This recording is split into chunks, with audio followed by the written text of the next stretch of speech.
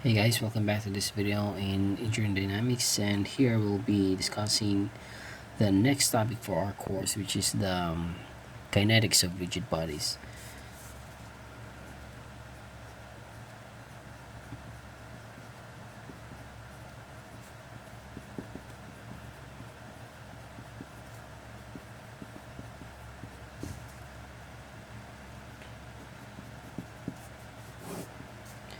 Okay, so when we say kinetics, it means that we're taking into account the effect of force on the kinematic parameters. So here, when we say kinetics, we'll just actually taking into account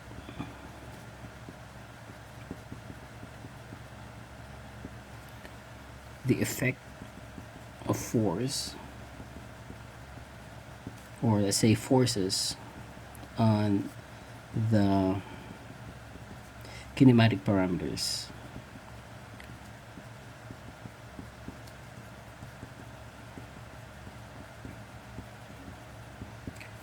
Okay, so in the previous topic that we had, we focus on the geometry of the motions. It's just about the rotation. I mean the acceleration in both translations and rotation, and we didn't consider the forces yet. So just as what we have discussed in the point mass, which is we also dealt with kinematics and then the the kinetics. So it's just the same as here for our rigid bodies.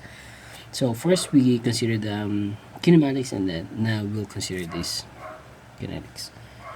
Okay, so again, just a brief recall of what our rigid body is. It just simply means that we have to consider the rotational motion and the translation.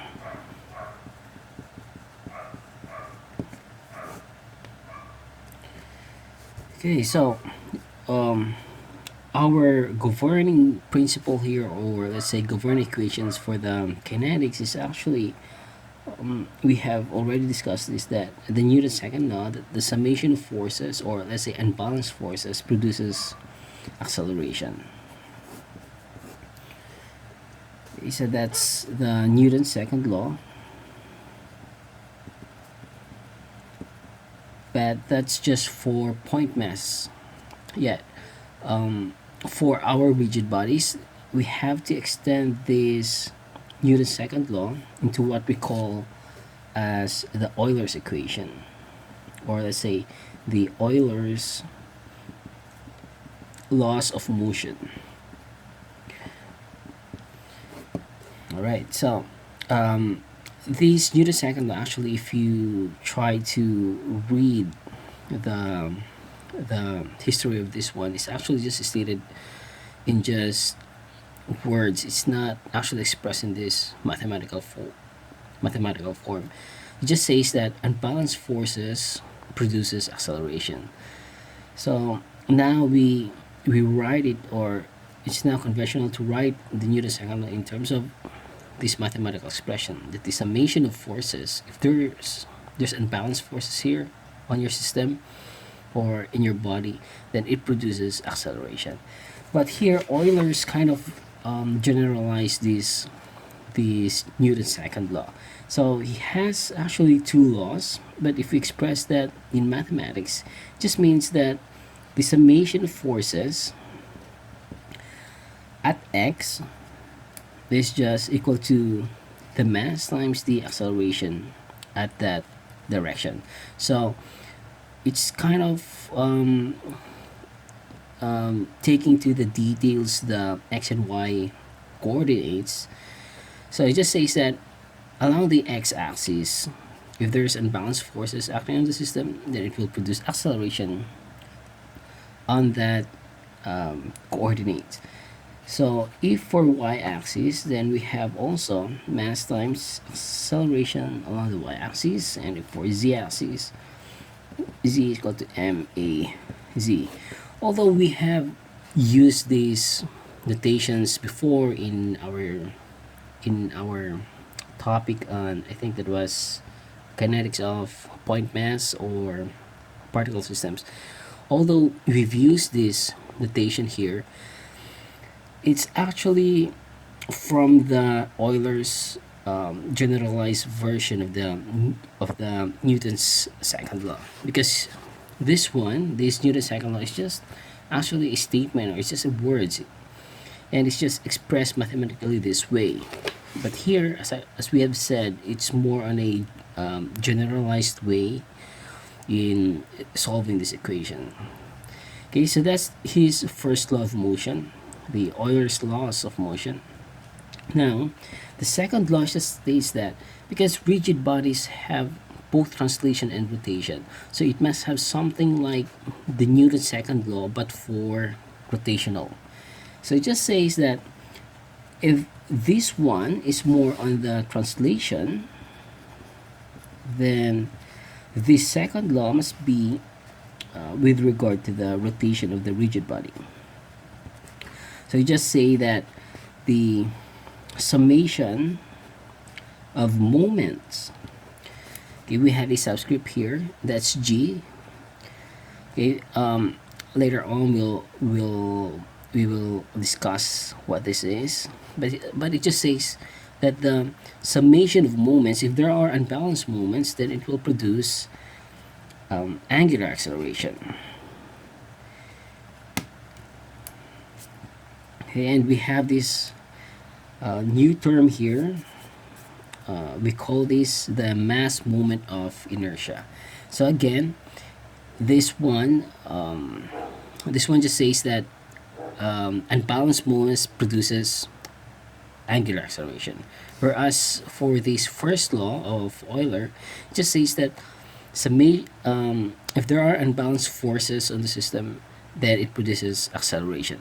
So it's like this one is more translation, the first law, and then this one is more on the rotational aspect of the rigid bodies. Okay, so we have this subscript G. It's because it's actually referring to the center of gravity of the object. So for example, we have this object here. So let's say we have a uniform, mass. Then the centroid, we talk about it. If it's just about areas, then it's the let's say it's the center of area or the centroid. But if it's a mass, then we say it's the center of mass. If we're talking about weights, then it's center of weight. So basically, it's the center of the distribution of the mass. Okay, so it just says that the the the moments here, if you sum moments on this G, on this point G, on this center of, let's say, center of gravity or center of mass, then we will, if it's unbalanced, then it will produce accelerations. So let's say this is X, this is Y, and then this is Z.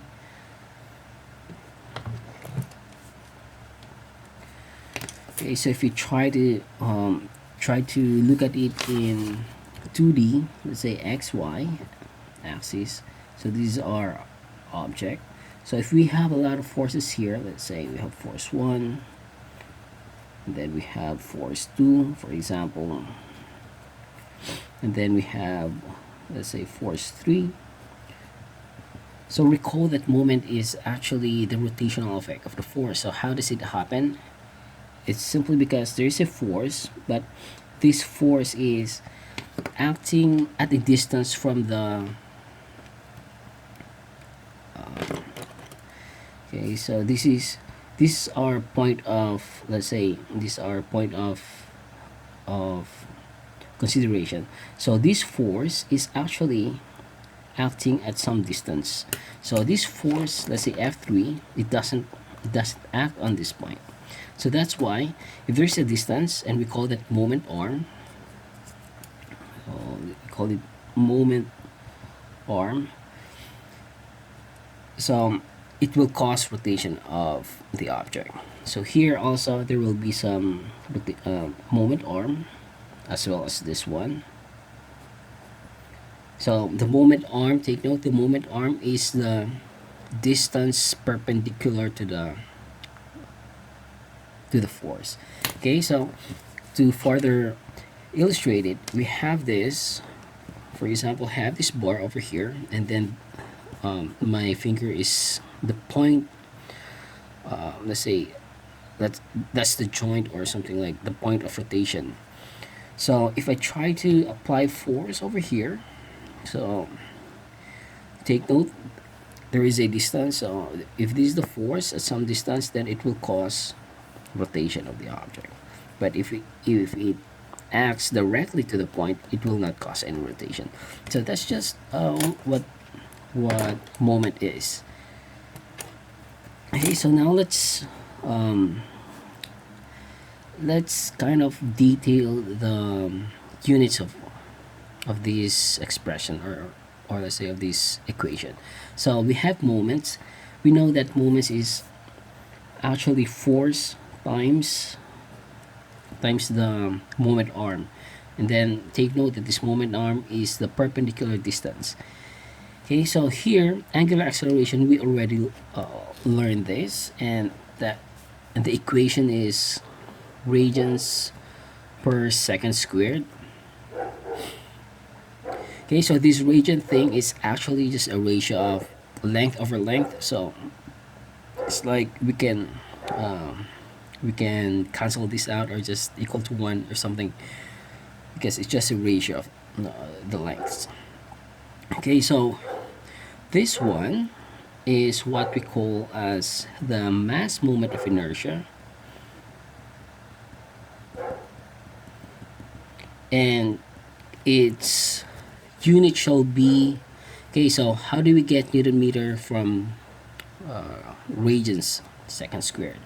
So newton, it's actually the mass times the acceleration. So kilogram, and then we need the meter per second squared. But we have already this second squared over here, so that's why it's just meter. And we need additional length. So the unit is just actually kilogram times meter squared. Okay, so here for our translations, you actually know this one because this is Newton. Let's say this one. This is Newton. The mass is actually kilogram, and then this one is meter per second squared. Okay, so here for the rotational aspects, just Newton meter, then we have the mass moment of inertia, which is in kilogram meter squared, and then the angular acceleration is radians per second squared. All right, so let's take a deeper look on the difference between this mass and this moment of inertia. So we say that here for the force equal to ma thing, we say that the bigger the mass is, actually is harder for it to accelerate. So for example, we have this car over here, and then we have another car, a bigger mass. So the bigger the mass is, actually it's harder for him to accelerate as compared to as compared if you have a lighter mass. That's just the point. So it's something like it's a resistance. Okay, so here if we write it, F is equal to ma,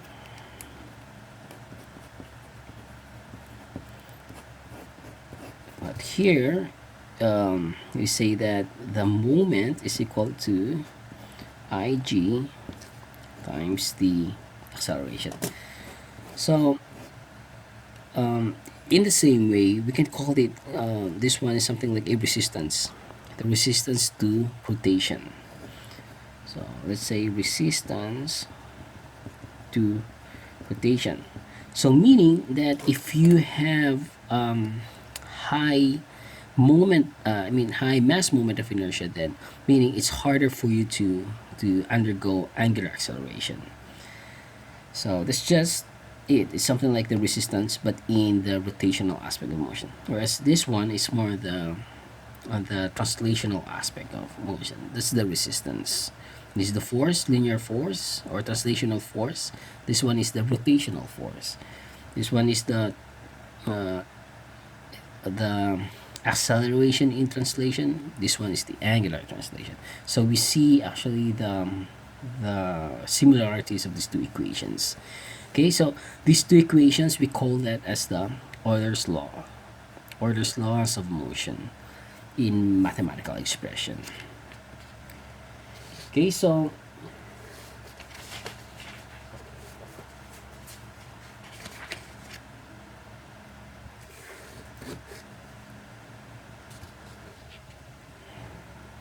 okay, so I don't know if it's seen in the video, but again, these two equations, they're the Euler's law equations.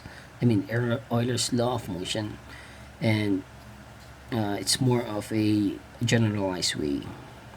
Okay, and we see the similarities of these two equations. One is just about translation, whereas the other is just rotation. Okay, so where else do we see this I g over here? And take note, this g is just simply referring to the mass moment of inertia at the center of gravity, or let's say center of mass. Okay, so where else do we see that? Or where else do we usually see the mass moment of inertia? So first is we for these force acceleration methods of rigid bodies.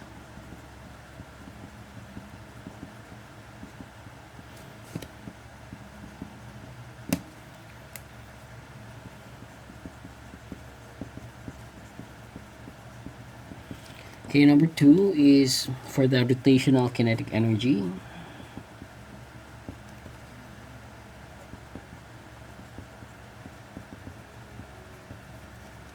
And that is T is equal to 1/2 Ig omega squared. And then the third one is the angular momentum.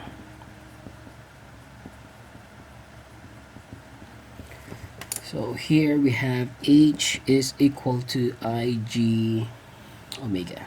Okay, so this equation, actually, you know this one. Okay, you know this one already. In just in some other forms, because recall that our kinetic energy for the point mass, or just let's say translation, is just 1/2 mv squared.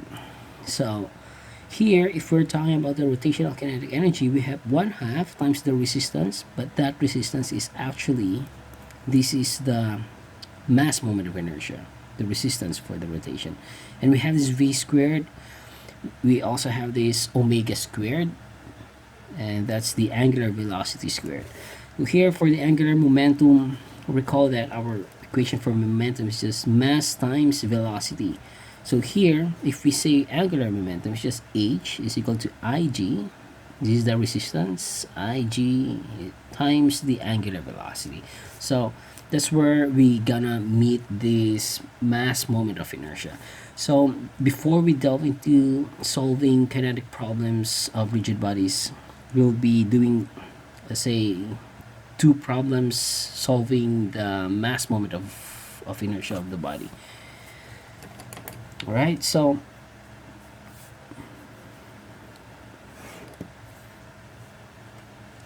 we have, let's say, for example, we have a race.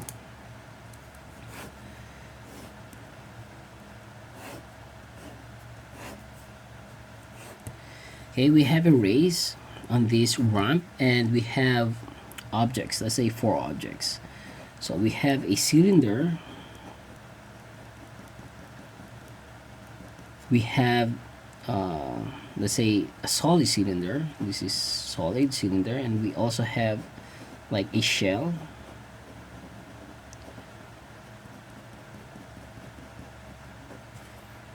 Okay, we have this shell, or let's say shell cylinder, or cylindrical shell cylinder, and we have this solid cylinder, and we also have let's say a sphere, a solid sphere, and let's say a shell, spherical shell.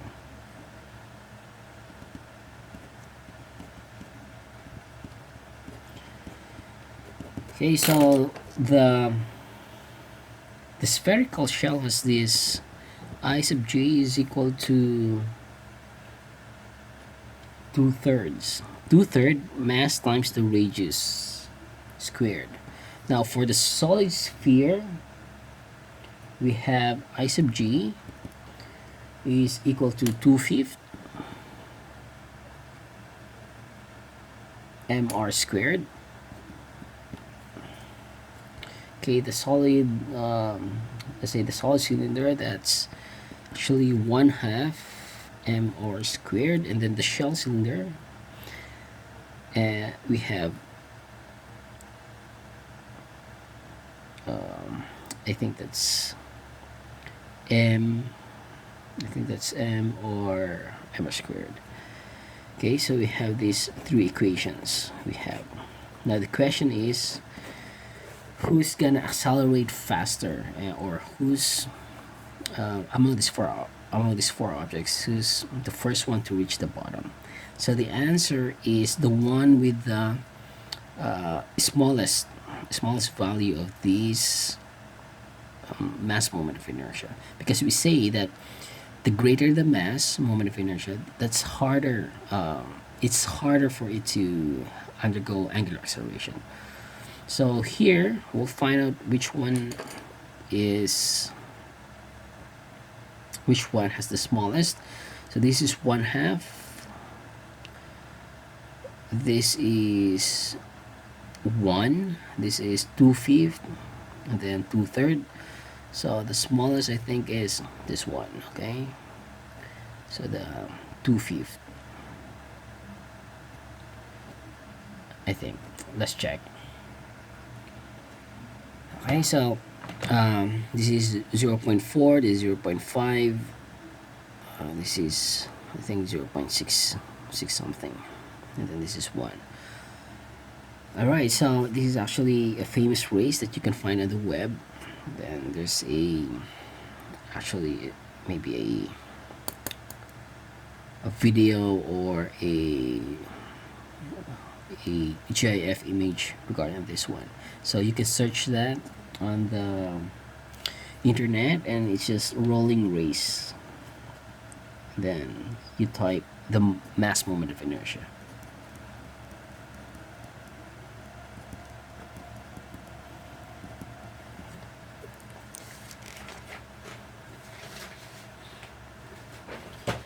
Okay, so the next question is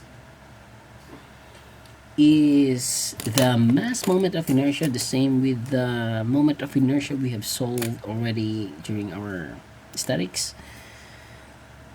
We have already seen this, the I sub g. I mean, no, I mean, this one is what we're talking about now. But is it the same with the I, or the moment of inertia in our statics?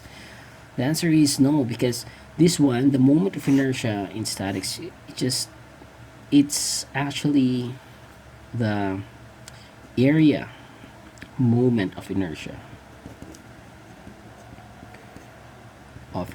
or also called as the first moment of area. And its units is actually, I think this is length to the fourth. Yes, I think that's length to the fourth, because the section modulus is m cubed. Okay, whereas here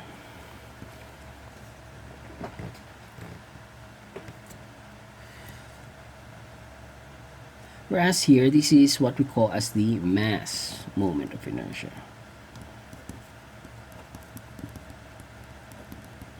Okay, so take note of the mass. and its unit is kilogram meter squared.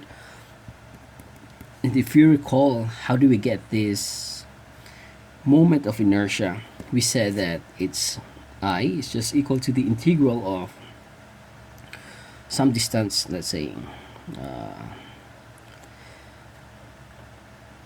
let's say, actually we computed this I sub x and then I sub y. So we have this y dx and then integral of x dy. Okay, so what it means is that if we have some um,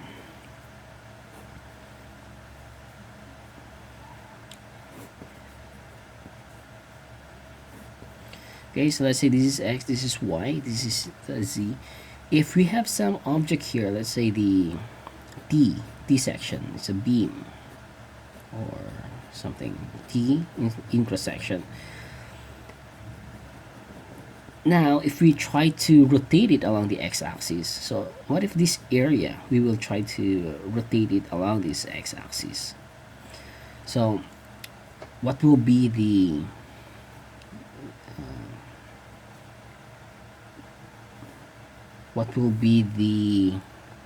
moment of inertia of this object?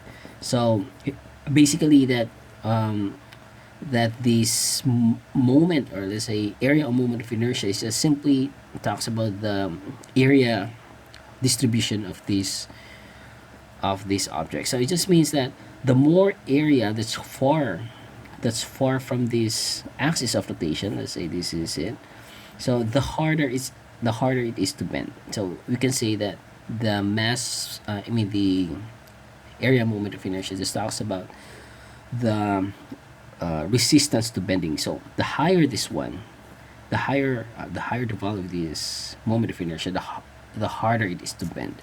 So here, if instead of bending, we're just talking about the um, the angular rotation for this case, for the mass moment of inertia.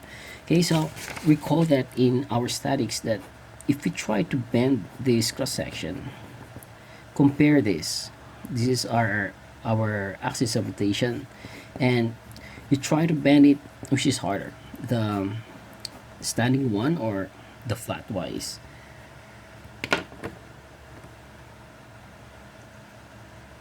Okay, so for example, we have this ruler over here.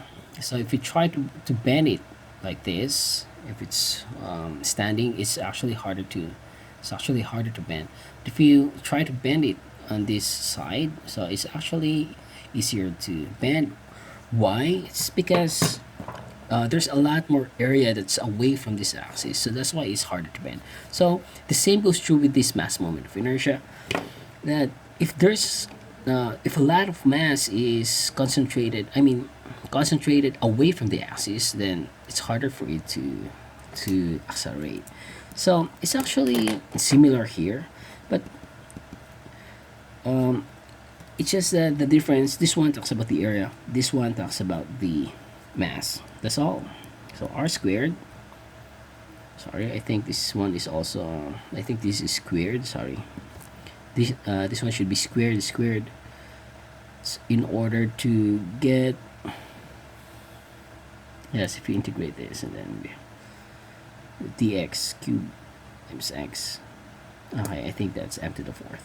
Okay, so for here we have r squared dm. So we integrate that with respect to the mass. So here for the area, we also have the I sub x, I sub y, because it depends upon where you rotate it. If it's along x, then that's I sub x. If it's along y, then that's I sub y. So recall that, for example, our most common cross section for structural application is the, say, the I beam or the I section. So for this I section, it's actually, if you try to rotate it along the x-axis, then you have a different mass. You have a different area moment of inertia. And if you try to rotate it here, it will also have have a different value. So that's why we have I sub x, I sub y, and there's also another, if you recall, we have this j is equal to integral of r squared times, what is this? I think dA. Oh, sorry, I forgot. I think this is dA, and then this one is differential area. Sorry. Okay, so I think it's been a long time that we haven't used this, but I think you can also forgive me um, with this error over here. Okay, I'm really sorry. So that's actually y squared dA. Then this one is x squared dA. So I'm just trying to recall things, but uh, that's it. Anyway, you can check it out from our textbooks. That's y squared dA. Why? Because I recall now. This is our xy, and let's say we have a arbitrary area over here, and then we only consider the dA, the differential area. So the distance from this origin up to here along the x. So if you try to rotate this one along the y-axis, so meaning this is the point of rotation. So the distance would be the x integral of x times the x squared dA.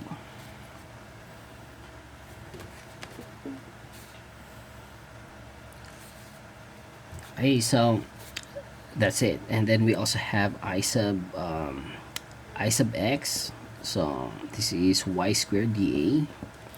And then what else? This is what we call as the polar moment of inertia. So it's actually more on the rotational, or a different, I think, different axis of rotation. So it's more commonly encountered for shafts. So let's say we have this shaft over here, then we are trying to rotate it on this axis. Okay, so we have this shaft, and then we have this rotation along this axis. So the distance actually is from this point up to here. That's what we are. That's what it's actually trying to consider. This r squared. That's the polar moment of inertia, the j. Alright, so what else? Before we solve the mass moment of inertia, I think it's better to review some terms.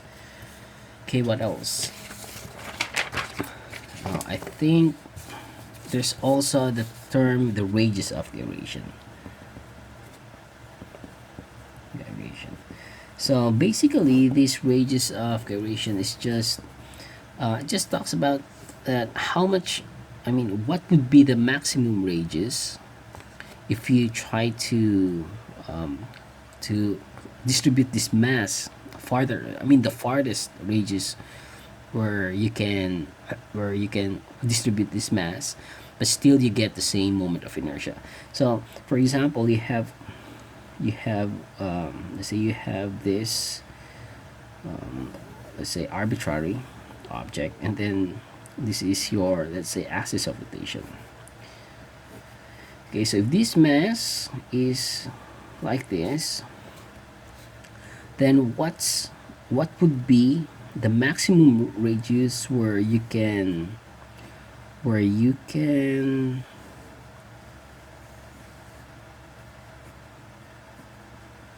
okay, I don't know what it looks like, but what I'm trying to point out is, okay, let's put xy over here. Let's say, for example, xy, and then this one is z, then this is xy, then this one is the z-axis. So this is our mass initially. So this is our mass, then it has some moment of inertia. For example, I don't know what's the value here, but let's say it has this.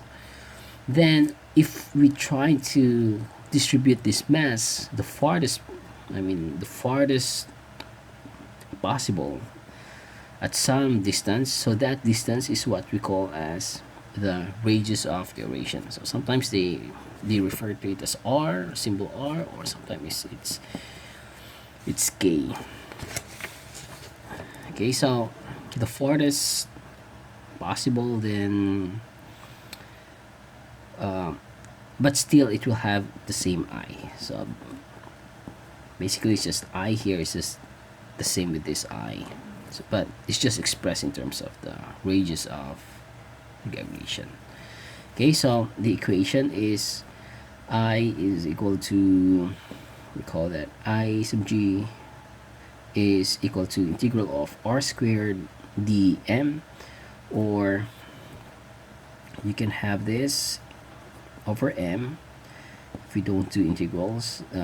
R is equal to square root. Okay, so from this one, so sometimes they use r, sometimes they use k, but that's the meaning of it, the radius of gyration. Right, so I think in the next video we'll be looking the tables of these mass moment of inertia, because some shapes, they're actually we actually consider that them as composite shapes. So for example, we have this block over here, and then we have some holes, hole across, through this block, and then we put some more blocks over here. So basically, if you deconstruct this, it's just about the basic shapes, the combination of the basic shapes. So if it's a basic shape, then we already have the tables for it. So just like the mass moment of inertia, we have tables for that for composite shapes. Here, there's also a table for that. All right. So in the next video, we'll be discussing in detail these tables and how to look at the rotation, the equations and stuffs. Okay, so see you in the next videos.